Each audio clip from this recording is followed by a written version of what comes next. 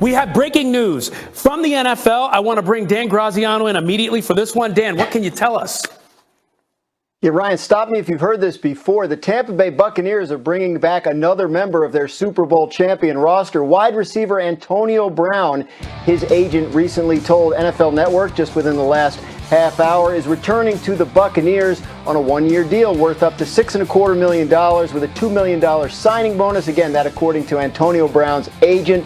Antonio Brown back with Tom Brady and the Buccaneers in Tampa. Okay, so Tampa Bay taking back their big man. I mean, this is a big move right here. I want to bring in RC and Dan Orlovsky. And RC, I'll start with you. I mean, some people will say, okay, this was an expected move. It's a good move for AB. But what does this mean for the Bucs and their chances to repeat?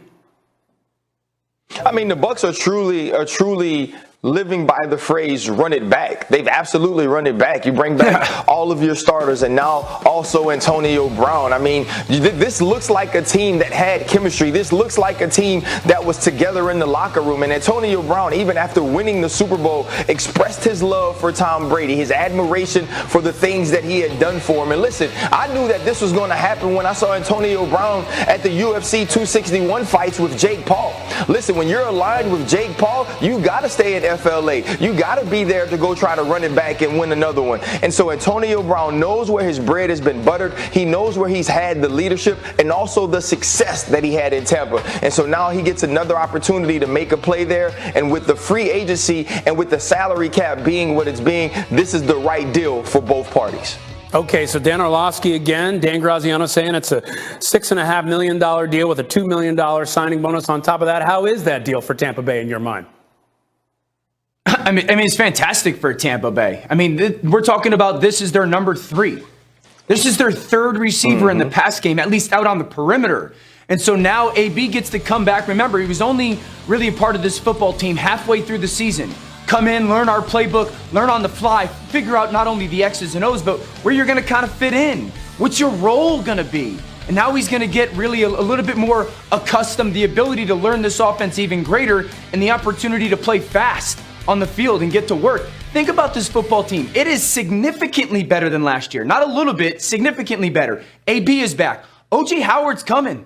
He tore his Achilles last year. He's coming back, and he's going to be healthy. They just signed Gio Bernard, who's going to be a pass-catching back for them. If this organization drafts on this weekend like they have for the past couple years, this will be a significantly better football team. So the fact that they get AB and he can work in between the hashes with O.J. Howard coming back, man, you're looking at an offense that is going to be, with the offensive line that they have, you're going to be, this will be the best offense in the NFL next year. If they stay healthy, this will be the best offense in the NFL.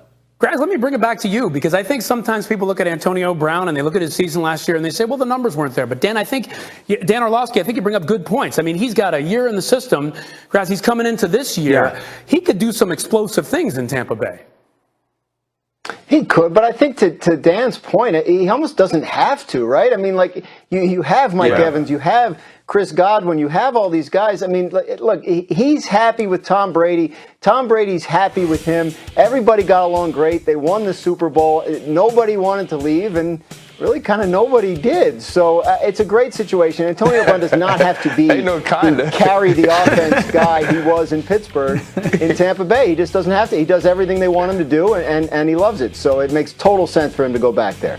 Yeah, and RC, I hear you laughing. You know, when you win the Super Bowl like the Bucs did and you got Brady, it's not a surprise that nobody wants to leave and they want to stick around.